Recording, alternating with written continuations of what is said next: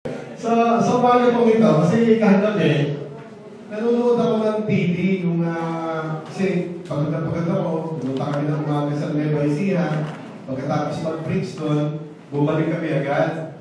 So talagang grabe yung pagod. Pero, nung gabi, meron silang palabas eh. Yung anong channel yun? Channel 7 na yun? Yung throwback. Pinapanood ba sa inyo? Walang nakapanood sa inyo. Nandun yata kayo sa Bonifacio kahapon. Sa Pilpes. Anyway, isa doon sa mga throwback na pinalabas nila kahapon ay yung mga nangyari ba? Yung mga wedding proposals para sa taon na to. Yan. Yun ako yung wedding proposals. Dahil yung mga tinatamaan dyan. Di ba? So, yung kay Maria, yan. Di ba? Yung mga ibang kinasal. Ang isa sa mga isa sa mga throwback nila is yung kay Pacquiao, na? Yung natulog si Algeri. Tapos yung isa sa mga pinakasikat yata na throwback nila is yung Gilas Pilipinas. Yung team, yung Gilas Pilipinas. Siguro bago natin basahin yung ating text ngayon. Kung aalalahanin natin yung Gilas Pilipinas, ano kaya para mas kita? Pwede, sino yung forward dito sa basketball? Forward. Guard. Sentro. Pastor Nerds, pwede lang punta ka dito. Yan, Pastor Nerds. Kahit wala kang boses, pwede ka maging basketballista. Hindi kailangan boses dyan. Okay. Sila lang ito, guard ka, di ba? Sino yan? Yan. Punta kayo rito. Ito yung mga basketballista natin noong araw. Nung hindi pa usong basketball. Nakakasama kami nun. Yan. Sino ba ito nagka-basketball? Si Richard. Nagka-basketball ka ba? Si Ibi. Nagka-basketball ka, Ibi? Halika, punta ka dito. Kasi pakakantahin ko kayo. Okay. Sino ba nagka-basketball dito? Sino ba nga nakaupo lang? Nasa bench. Si Momar po. Sino ba? Si Momar po. Si Momar daw, nagka-basketball. Kaya Momar, interviewin ko kayo sa ulit. Ayan. Kasi anyway, ito naman 2015 na sa P3. Okay, so 5 sila. Isang team na. Tama ba yan? Isang team. Lalo, anong role mo? Kaya wala na ako eh. Okay, sa mga itong kaya mo. Hindi ka na sa basketball eh. So maaaring forward siya, no? O guard. Kasi marami kang, isa yata ako sa nabalihan sa'yo, no? Di ba, War? Ano po ba? Power forward po lang. Sentro. Point guard. Point guard, ha? Okay, mga 30 years ago. Ayan, isang sentro, isang forward. Ito po yung ating players. Alam nyo, si Lando, bago po siya naging point guard, marami ba tayong training? Kasi ako, point guard ako eh. Tsaka minsan nag-small forward, shooting guard, si Umar, power forward. So may mga roles silang lahat. At alam nyo, yung mga role nila, di ba si Ibi, sentro siya, saka si Pastor Nerds. Si Momar, shooter ka ba? Hindi po eh. O sinado na lang shooter. Si Jeff Chan, at saka James siya. Di ba? Tanggalin mo kaya si Ibi. 4 lang kayo. Makakagawa ka kaya? Makakaribaw ka kaya? O tanggalin ko kaya si Lando. Tanggalin ko, walang tagadala ng bola. Walang taga-guard. Kasi, nangyayari sa basketball kasi, yung sentro kasi, ay napakalaki ng bagay niya dahil minsan, the game is decided by who gets the rebound. Kasi wala sa siya, di ba?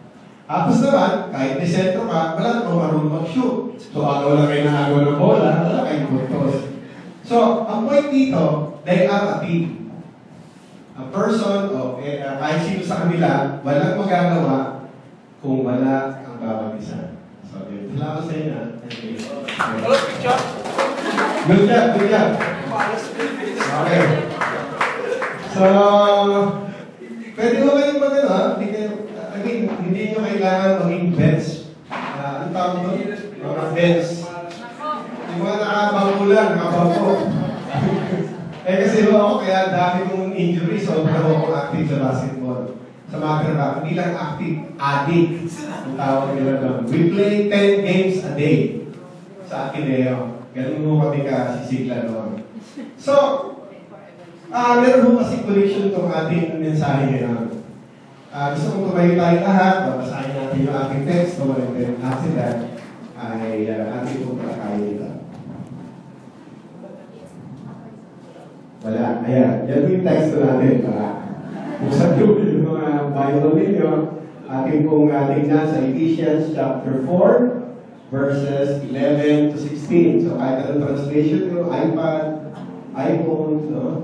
Bible, ay sabay-sabay po natin basahin. Sa English po, babasahin ko. 11. And he gave some to the apostles, and some prophets, and some evangelists, and some pastors and teachers, for the perfecting of the saints, unto the work of ministering, unto the building up of the body of Christ, till we all attain unto the unity of the faith, and of the knowledge of the Son of God, unto a full-grown man, unto the measure of the stature of the fullness of Christ, that we may be no longer children, tossed to and fro, and carried about with every wind of doctrine, by the sleight of men, in craftiness after the wiles of error. But speaking truth in love, we may grow up in all things unto him who is the head, even Christ, from whom all the body, fitly framed and knit together, through that which every joint supplied, according to the working in. Lord, 3 days na lang, papalitan na yung 2014, magiging 2015 na. And even as we try to remember kung ano mga nangyari ng 2014, help us to remember it with a central focus on what we did for Christ.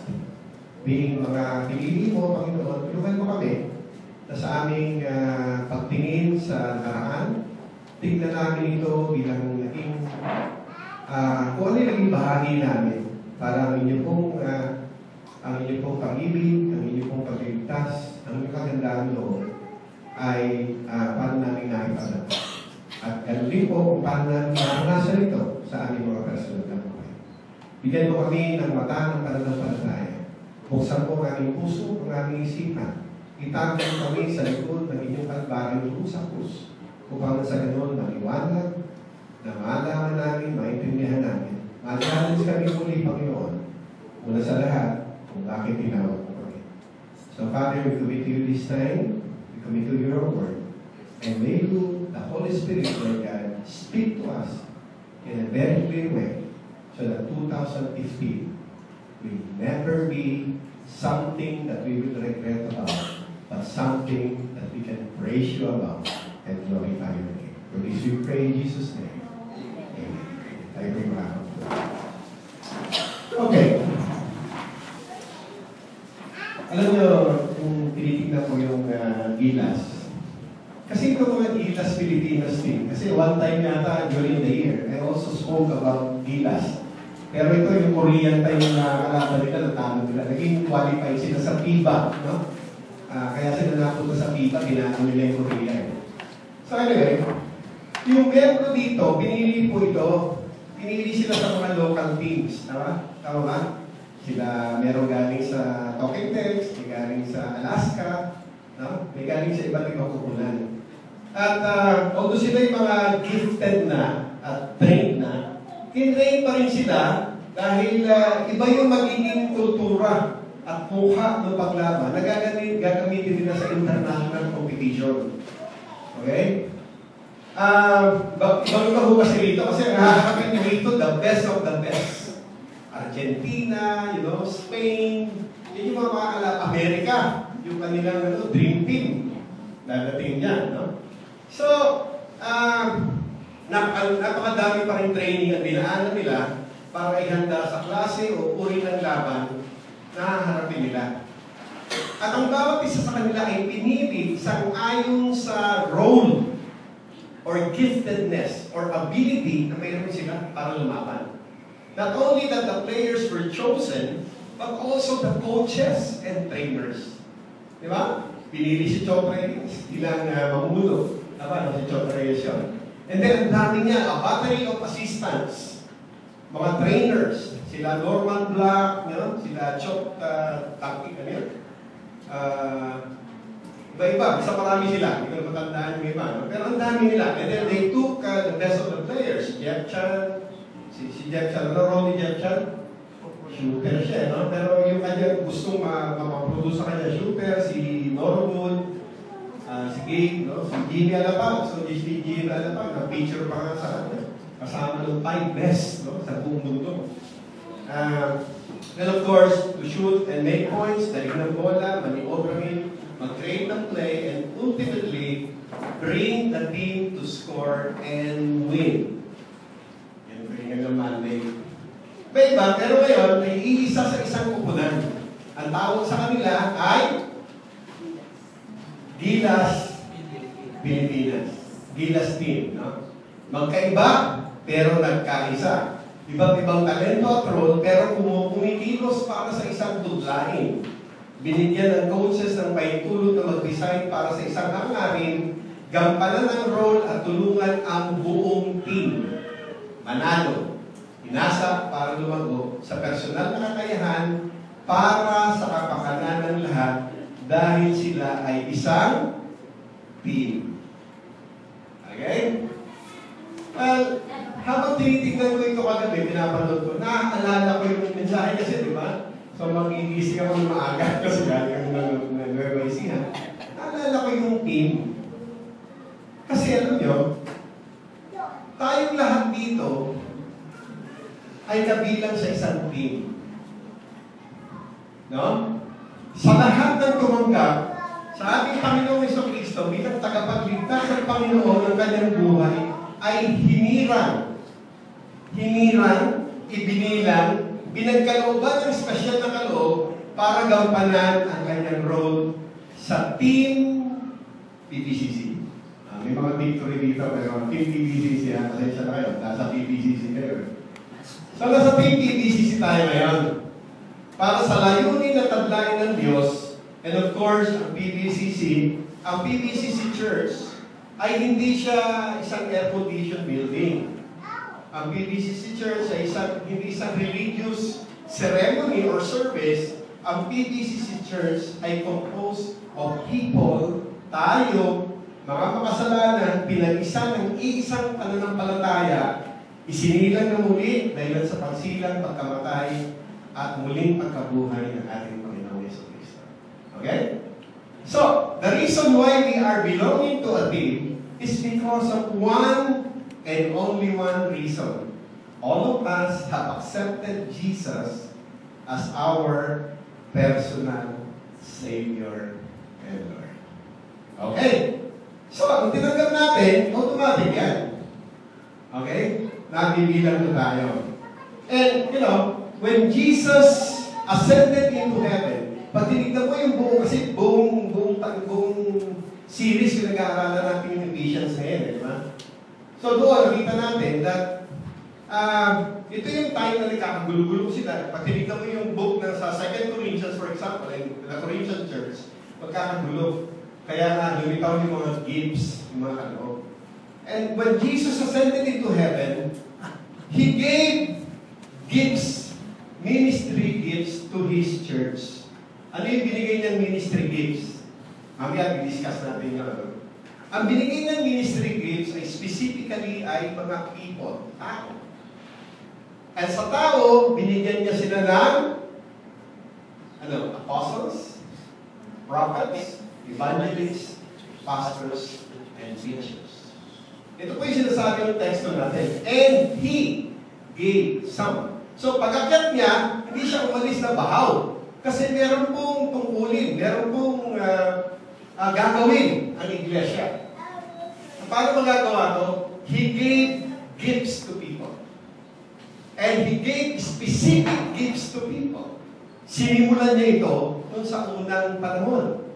Pag-alis niya, binigyan niya muna ng mga tao na kung saan ay ituturo niya ang paraan, buhay, at halimbawa, upang lang sa ganun, ang buong mundo ay ating makuha para kay Kristo. Malapit na matapos itong season 2014. Season ang ginamit ko. Kasi pagka sa PBA, no, sa football, sa soccer, ginagamit nila season, bagong season. No? So, season 2014 is about to be finished. Tatlong araw na lang. 28, 29, 30, 31, 5 days. At malapit nang dumating ang season 2015. Sa palagay ko, most of the season 2014 ay nabigo po yung ating team owner. Kasi, pag nire-review mo yung year, tinitignan mo ano ba yung mga naging pagkakamali, di ba? Tawag nga ng mundo, resolution. Na? But then, you try to reflect, what's wrong with 2014? Ano ba yung hindi mo nagawa? Ano ba yung dapat mong ginawa? Ano ba yung gagawin mo? And so as we look forward, ito po yung mga nangyayari. At sa field of sports, ganun din po. No? Nire-reformat nila. Tawag nila ito, reformating. At I think, kung titignan natin ito, based on 2000, nabigo siguro yung team honor. So many are disappointed with Chok Reyes. Diba? Sino ba team honor nila? Gilas Pilipinas siguro. Pero yung mga team honor siya. Pero I think ang team honor natin si Jesus. Agree ba kayo daw? Si Jesus ang team honor natin. And I think nabigo siya in some ways. Para sa mga coaches, apostles,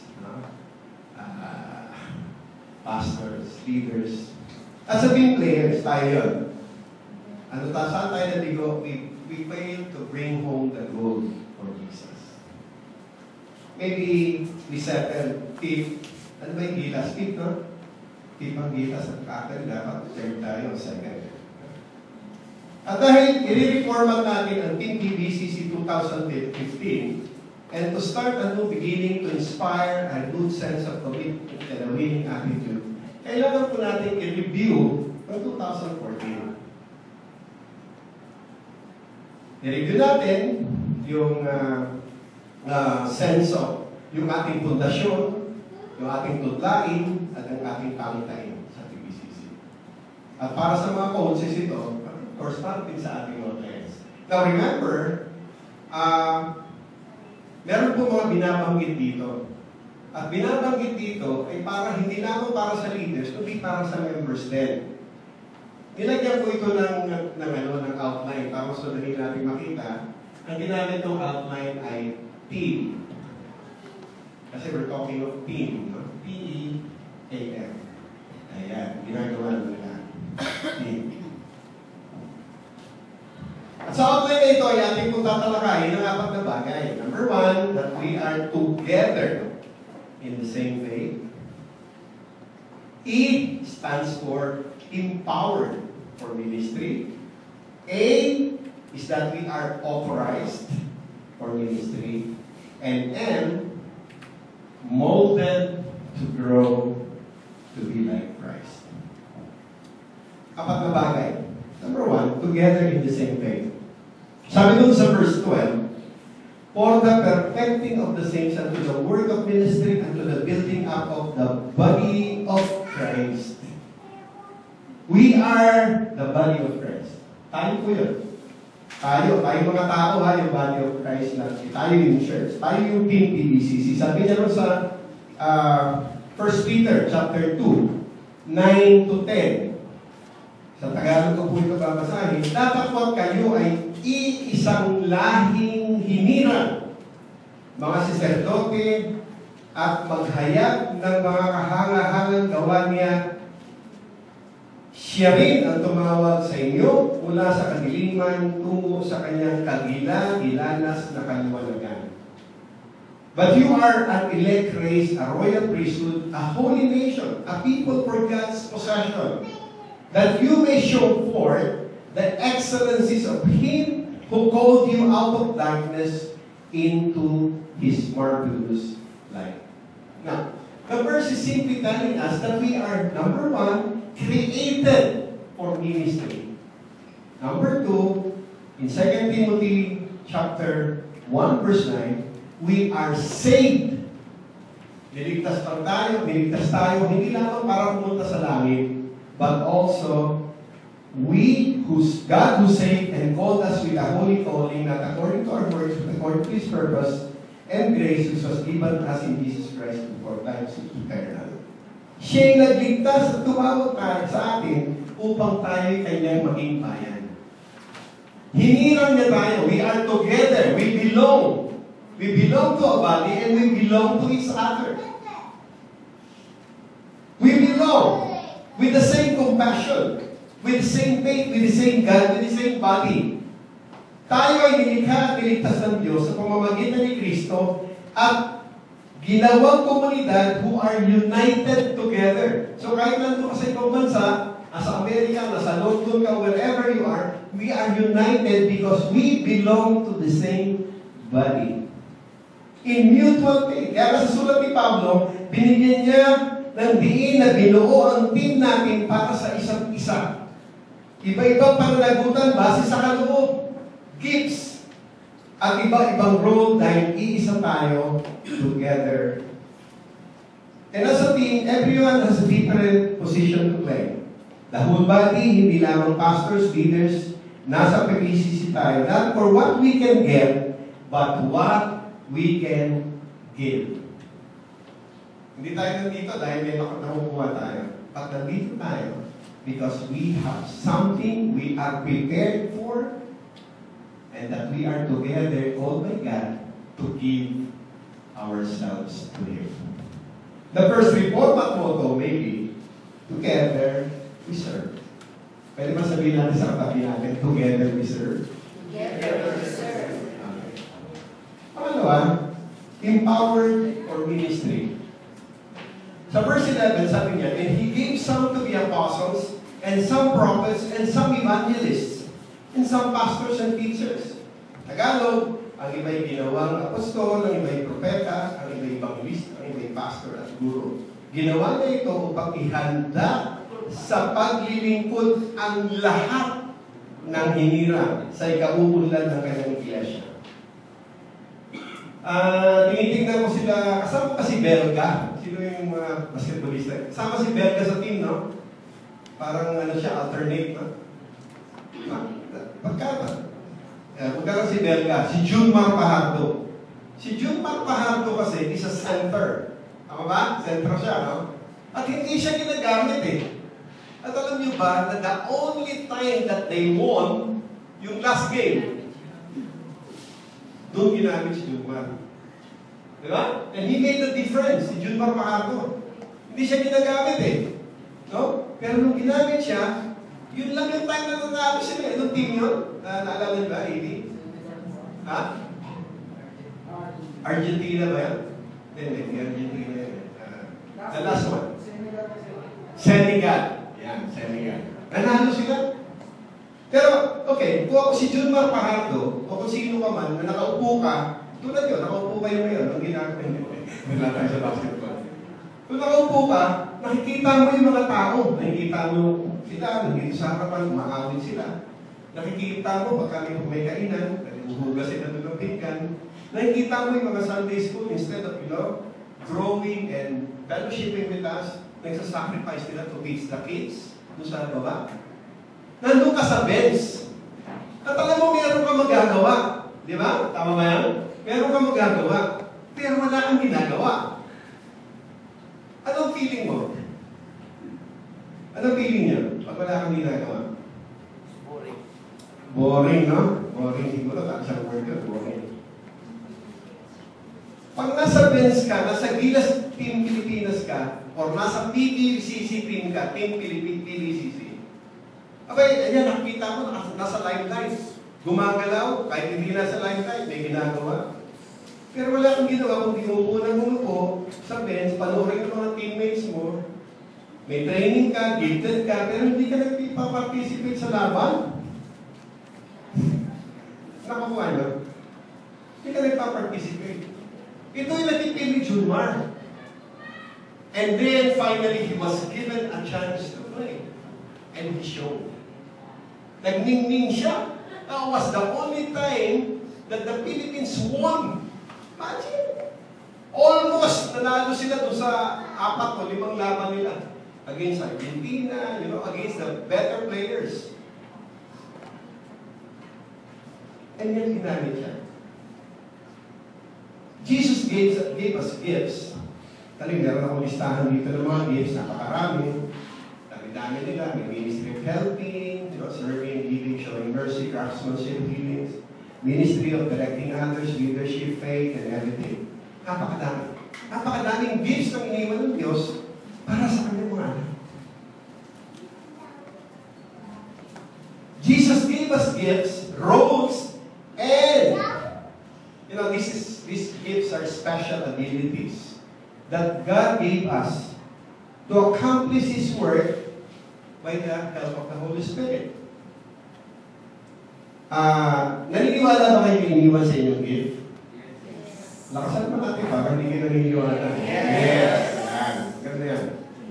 In 1 Peter chapter 4, 10 to 11, sabi niya, bilang mabubuting katiwala ng iba't ibang kaloob ng Diyos, gamitin ninyo sa kapakinabangan ng lahat ang katangiang tinanggap ng bawat isa. Ikaw ba'y tagapangaral? Ipangaral mo ang salita ng Diyos. Ikaw ba'y tagapaglingkod? Gamitin mo sa paglilingkod ang lakas na kaloob sa inyo ng Diyos. As each one has received a special gift, employ it in sending one another or serving one another as good stewards of the manifold grace of God. And with these gifts, He empowered us. Alam niyo, bait-bait na Panginoon eh. Pag-alis niya, binigyan niya tayo ng mga leaders, tagapagturo, taga-start ng church, yung foundation ng church. And in-empower niya tayo. Lahat tayo may gifts kaloob. At kung hindi mo alam ang gifts mo, dapat malaman mo. At sino ang hindi nakakaalam ng gifts nila? May paraan niya. Tanungin natin yung... Siyempre, prayerfully, tanungin natin yung Holy Spirit. Or ano yung gift ko? Then, tanungin natin yung mga leaders natin. Ano yung nakikita ang gift natin? Meron pong isang kwento. Si Dr. Bill Bright ang nagkwento nito. Ang title nito, yung How to be Filled with the Holy Spirit. Pero nirelate niya ito sa istorya ng isang famous na oil field. Yung oil field na ito, tawag dito, Yates or Yates. Yates. No? Yates Field. Alam niyo kasi itong Yates Field na ito, sa panahon ng depression o ng taghirap, ay meron po siyang pag-aari na napalaking ship runs. Ang laki ng ship runs niya. At dahil sa depression, dumating yung depression sa Amerika kasi, no? Ito yung second wave na dumating. Pero yung first wave, grabe talaga no, wala makain ng tao.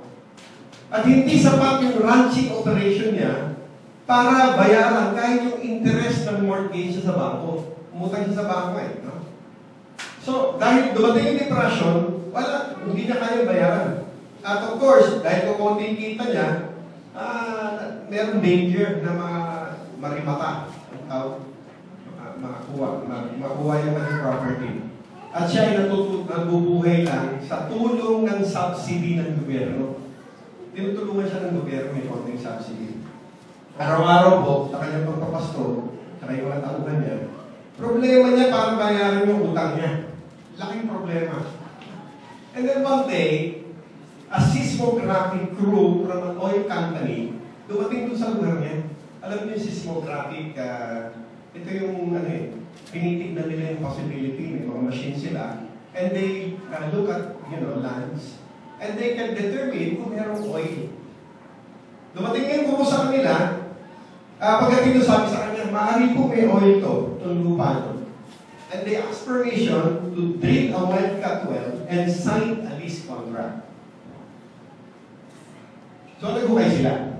At 1,115 feet, they struck a huge oil reserve. The first well came in at 80,000 barrels a day. At sa iba pang hinukay, mas palaki pa yung natuklasan. Alam nyo, yung 80,000 barrels. Ang laki yan. In fact, 30 years after the discovery, a government test of the well showed that it still had the potential flow. Meron silang mamimina pa doon o makukuha oil na 125,000 barrels a day. 30 years after the discovery. Buhay pa rin. Tuloy-tuloy pa rin yung ng well niya. And you know, Yates owned it all. Kanya yun. Yaman-yaman yung pagkagrabe. Yet he'd been living on relief, multi-billionaire, living in poverty. The problem, hindi niya alam na may langis, kahit pagkakari niya yun. Alam niyo, many Christians have similar problems. God has given us awesome potential of gifts. Unlimited resources of gifts. But live in spiritual poverty. Dahil hindi natin alam, hindi natin tinutuklas, o alaman natin, hindi natin ginagamit. God doesn't play hide and seek with His children. He wants you to see yourself as He sees you. And believe that you are gifted by God when He chose you. Hirap na hirap tayo bilang Kristiyano. May problema tayo. But you know, an unlimited resources was given to us by God through His gifts. And every one of you, every one of us, was gifted by God. Yun, nakikita na ni Devil yung gift niya. The gift of hospitality, or the gift of service. Now, he's beginning to experience the wealth of joy. Why? Kasi, napakasan niya, ginagamit niya na.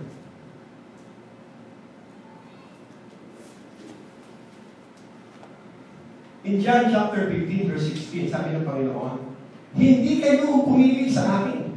Ako ang pumili at humilang sa inyo upang kayo ay bumayo at mamunga at manatikan ninyong bunga sa gayon ang anumang hingin ninyo sa Ama sa aking pangalan ay ipagkakatuo sa inyo.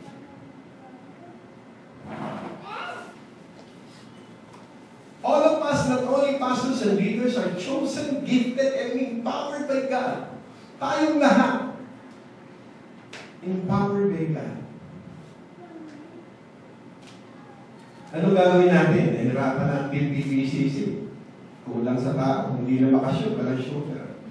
Hindi na makarebound, wala nang center. Kung nanonood ka lang, nakaupo ka sa bench, remember, you're empowered to play. Get off the bench and play.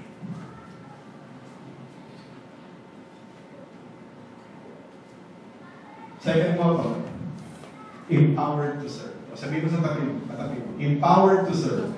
Empowered to serve. Pangatlo, we are also authorized for ministry. Hindi lang tayo iniwanan, hindi lang tayo in-empowered, in-authorize pa tayo. Klase yan, di ba?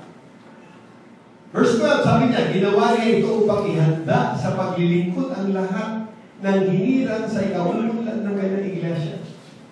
Anong ginawa ni Jesus? Binigyan niya ng kaloob. Una ang mga trainers at coaches. Sila church players, hindi. Yung mga pastor, yung mga apostles. No? And authority. Apostles, pero no witness sa resurrection. Tumanggap ng direktang pagtalaga, commissioning sa Panginoong Jesus. To preach and establish churches. Matthew, si Paul, yung mga nakikita natin sa Gospels. Sila yung mga divinely appointed representative in the New Testament times who helped lay the foundation of the church. Prophets. Sila yung mga authorized to declare to men what he had received by inspiration. Kasi wala pang Bible nun eh. No? Wala pang Bible nun. At ginagawa pa lang yung iba, hindi pa tapos. So, they were the ones who speak for God by proclaiming what God wants to make known. In the New Testament, sila yung gives to the church to provide edification, exhortation, and comfort. Wala pa. So, the Holy Spirit would share God's truth with those possessing the gift of prophecy. Sila yun. And of course, the evangelist, one who brings or announces good news, heralds of salvation who are not apostles. These are the preachers and or teachers of the gospel, winning the lost to Christ. Example niya si Philip. And of course, although meron sila sinabing evangelist, it doesn't mean na evangelist na naman pro-proclaim. As a matter of fact, Paul said to Timothy, kahit kailan, di mo nakita nakalagay na evangelist si Timothy, di ba? Pero, sabi ni Paul sa kanya, sabi niya, do the work of evangelism. Pastors and teachers, sila yung mga shepherds, sa naitayong iglesia upang mag-alaga at magturo. Well, of course, I don't want to deal with the theological aspect. But yung foundational gifts ng apostles and prophets, hindi na siya masyadong active sa church ngayon. God gave us a lot of gifts, not for us to choose kung ano yung gusto natin gawin, so that we can use them, but He gave it to us so that we will use them. And meron siyang authorization. Sabi niya, Matthew chapter 28, 18-20. Lumapit si Jesus at sinabi sa kanila, ibinigay na sa akin, authorized na ako, ng Ama. Ibinigay na sa akin ang lahat ng kapangyarihan sa langit at lupa. Okay? Ando na lahat yung authority. Sabi niya sa mga alagad niya, kaya, binibigyan niya naman yung authority. Humayo kayo at gawin ninyong alagad ko ang lahat ng bansa. Bautismuhan ninyo sila sa ngalan ng Ama at ng Anak at ng Espiritu Santo. At turuan sumunod sa lahat ng ipinag-uutos kayo sa inyo, tandaan ninyo, ako'y laging kasama ninyo hanggang sa katapusan ng sanlibutan. He authorized us. Not only the authority, but nilagyan niya pa ng presence niya. Kasama niyo ako. Wow. Ha? Di ba? Minsan yung letter of authority na lang letter. But this time, aside from the letter, He promised, I will be with you till the end of time. Alapakan mo natin ang Panginoon. Diba? Pero alam niyo yung authority na yan, hindi naman tayo, yung authority ay meron ding accountability. Binigyan niya tayo ng ganong kalaki. He empowered us. He told us, He empowered us, He has given us authority. But the other is accountability. 2 Corinthians chapter 5 verse 10. Sapagkat bawat isa ay haharap sa hukuman ni Kristo upang tumanggap ng kaukulang ganti sa kanyang ginawa, mabuti man o masama, nang siya'y nabubuhay pa sa daigdig. Brothers and sisters in the Lord, we will be accountable. If we do not use our gifts, if we do not use our talents and special abilities, kapag hindi natin ginampanan ang role natin, hindi lang tayo ang naapektuhan, but the whole church. Dito, may drawing din nga ako. I made some plates. Dito sa plates, 300 parts yung body. Nakikita niyo ba? Yan. Drawing ng human anatomy. And Christ likened us into the human anatomy. We belong to a body. And the body has hundreds of parts, maybe thousands. And each part has a role to play. Hindi mo pwedeng sabihin na yung maliit na toe mo, walang gamit yan. Tapakan mo yan. Sino yung sabi ko lang gamit, tapakan mo yung toe mo. If not, the whole body will be affected, right? Ang liit lang yan, dulong-dulong nga, sa baba nga eh. Hindi nga halos makita. Pero kapag napakan mo yan, at hindi nagamit at hindi nalagaan, the whole body will be affected. In the same breath, our roles, our parts are very important for the whole body to function properly. We will be accountable if we do not use the gifts that God has given us. At kung hindi natin irespeto ang gift of pastors, remember, the first gift was given to them, the apostles. You know, the pastors, the leaders, the evangelists. We are accountable. Many ships have taken over the church and are trying to shepherd God's shepherd. And so disrespect God who appoints the shepherds. But also pastors will be accountable. Hindi lang po yung miyembro will be accountable. Many pastors today have failed to be teachers of their path. We fail to take God's flock into the green pastures of God's word and led them into the deserts instead of feed them with God's word. The purpose of the church is to glorify God, and maybe in some aspects, we fail. Alima, or pang-apat, molded to grow and be leaders. Kaya lang po basahin ko yung ating text ko ngayon. Sa Tagalog, basahin ko. From verse 13, sabi niya, sa gayon, tayong lahat ay magkakaisa sa pananampalataya at pagkakilala sa anak ng Diyos at magiging ganap ang ating pagkatao ayon sa pagiging ganap ni Kristo. Hindi na tayo matutulad sa mga batang nadadala ng bawat aral. Parang sa sakyang dagat na sinisiklot-siklot ng mga alon at tinatangay ng hangin. Hindi na tayo malilinlang ng mga tao hanggang iulit tayo sa kamalian. Malapay sa pamamagitan ng pagsasalita ng katotohanan sa diwa ng pag-ibig, magiging ganap tayo kay Kristo na siyang ulo. Sa pamamagitan niya nabubuo ang katawan mula sa mga bahaging pinag-ugnay-ugnay ng kasukasuan. At kung maayos na gumaganap ng tungkulin ng bawat bahagi, ang buong katawan ay lalaki at lalakas sa pamamagitan ng pag-ibig. Bakit binigay ni God sa ating specifically ang gift of apostles, prophets, evangelists, pastors, teachers? Simple. To mold us. To shape us into the likeness of His Son. At ipakita natin ang parehong paghubog at pangangalaga sa bawat isa in love. These coaches, these leaders are specialized coaches. Binigay sila sa atin ng Panginoon to work with its player, bawat isa sa atin, to prepare us for works of service in order to make their contribution to the team vision. God wants His body. God wants His team PBCC, to be molded, built up, magbubunga ng ebidensya ang buhay. People will see same faith, same experience in Jesus Christ. And the result, mataas na uri ng paglago at relasyon kay Kristo. Mararanasan bawat isa at masasaksihan ng buong mundo.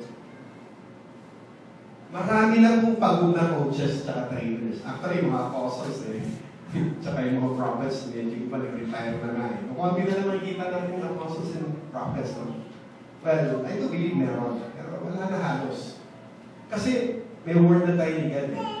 The evangelists are the ones being used by God to propagate the church.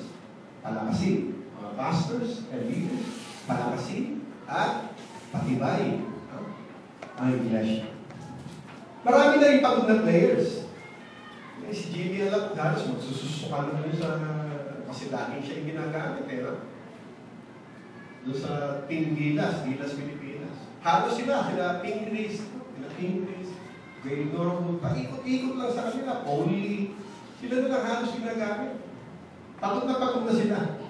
And 2015 is a new season. Sa Ephesians chapter 4, verse 16, sabi naman, yung ating text ko ngayon. Sa pamamagitan niya nabubuo ang katawan sa mga bahaging pinag-uugnay-ugnay ng kasukasuan. Remember, sa Corinthians, ginamit niya ito. Lagi niya nare-refer sa body. Diba? Sabi ko kanina, we belong to a body, and each part is a role, at ang bawat isa ay importante. At kung maayos na gumaganap ng tungkulin ang bawat bahagi, pag binasa niyo sa Ephesians chapter 4:16, kung maayos na gumaganap ng tungkulin ng bawat isa, if all the gifts that were given them are being used properly, then, ano sabi niya rito? Ang ating katawan ay lalaki, the church will grow. Not only domestically, but internationally, worldwide. The church will grow. The church will be strengthened, lalakas sa pamamagitan ng Panginoon. 2015 offers a lot of ministerial opportunities. Sa isang katawan, hindi pwedeng sabihin, kung sinabi ko kanina, wala akong role. Tonsil, pwedeng tanggalin. Ako na akong tonsil. Appendicitis, pwedeng tanggalin. No? Pwede wala. Pero meron yan. Dami nga ako may sipon. Alak ako ng alak. Kasi wala nang nag-filter. Okay? Gano'ng ka-insignificant man ang parte ng katawan mo, you have a specific role to play. Meron tayong role na gagampanan. Tinawag tayo para doon. Tama rin ang bench warmers. Ano tayo pupulang dito? Dati nga, minsan nakikita ko lahat, nakaupo lang, nagkakunti lang yung naglalaro sa team. Kahit may mga star players, bali wala yan. Kahit may star players. James siya, hindi siya tingilas na. Jet siya na lang, si Bobby. Kahit na star player yan, huwag mo i-beat ng maganda yan. Banging bandage yung iba, parang guardia lang, parang makashoot siya. Hindi makakashoot yan. Di ba? Kailangan mo merong mag-cover sa kanya. No? I-prevent yung enemy para iharas siya. So, ibig sabihin, kahit may mga star player, wala yung kwenta pag wala yung teammates. Imagine, no? Kahit si Jordan o si Kobe Bryant, they were claiming that Kobe Bryant outshoot Michael Jordan already. Pero ano, tingnan mo si Kobe Bryant. Papuntahin mo kaya sa court na isa yun, kalaban 5. Nakashoot kaya yan. Baka hindi makaisa yun. Baka hindi nga makapunta ko sa court niya. Doon sa kabilang court eh. And remember, ang lakas ng kalaban nila. Sa atin, sa FIBA, ang lalakas ng kalaban. And remember, brothers and sisters in the Lord, we are up against powers and principalities. We are up against powers and principalities, and yet we continue to sit down and look at the people exercise their gifts. How can that be? Hindi ko si Jeff Chuck dito. God wants each one of us. That's why He gave everyone gifts. To go out there and play. Meron tayo, and we are together, empowered, authorized, molded. Huwag na natin hintayin si coach. Na-itap tayo. Mahirap minsan pag tinap na tayo ni coach. Baka last stop na yan, no? Sa tulong ng banal na spirito, itap natin yung shoulder, itap na natin yung shoulders natin. Ayan, player ka ba? Ayan, player tayo. Tap na natin yung shoulder na yan. Pastor, kapatid, sabihin natin sa kanila, tulungan mo naman ako, discover ko lalo yung gifts ko. I-train ako to be a better player. Gusto ko maglaro sa Team PBCC, shooting guard. No? Center. Lalaro ako kung saan ako bagay.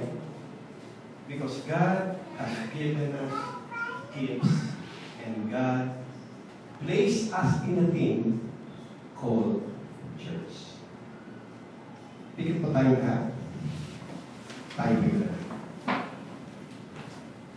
Lord, marami po dito Team PBCC, Team Victory, o kung iba mga team po dito ngayon. But we are Team Jesus Christ. Dito kami ngayon who have been longing for permission to say na we want to pray. Lord, let the Holy Spirit touch us in a very special way. At sabihin ko sa sarili ko, Lord, I want to pray. I want to be part of the team. I want to use my gift. Ayaw ko na maging taga-upo, taga-tingin sa bench. Lord, I pray that these people right now, tinatouch mo yung heart nila. They are willing to do whatever will help and increase the ministry of the church. Lord, give them persistence to us, the pastors, the leaders. Lord, tulungan mo silang maging courageous kahit na kulitin nila yung leaders para ma-equip sila sa gawain na kung saan ay tinawag mo sila. Sa loob, sa lubas ng iglesia, tulungan mo din po yung mga pastors and leaders namin na hindi tumigil, magsawa, to also equip themselves. Lord, tulungan mo kami na hindi po kami manawa, hindi po kami maging tamad, to be better coaches and trainers and models. Para matulungan namin maging lalo pang kagamit-gamit ang iglesia pinagkatiwala mo sa amin. Para sa kalulatinan ng iyong pakasal. Father, for the year 2015, we're leaving the season 2014 and facing 2015. I pray, Lord, hipuin mo kami in a very special way. That the Holy Spirit will continue to nudge us and tell us, you are a player. You are gifted. You are together in this body of Christ. You are empowered. You are authorized. You are molded to be the person that God wants you to be. All you have to do, and everybody say, yes, Lord. Yes, Lord. Hindi na ako magiging bench warmer. Magiging player na ako. And I will use my gifts. And I will use my role for the strengthening and for the growth of the church. And this we pray in Jesus' name.